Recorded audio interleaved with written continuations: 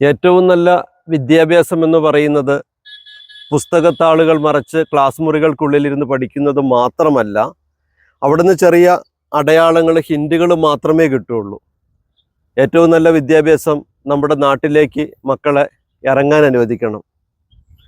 നാടിൻ്റെ നന്മയുള്ള പച്ചയായ നല്ല മനുഷ്യരോട് സംവദിക്കാൻ അനുവദിക്കണം.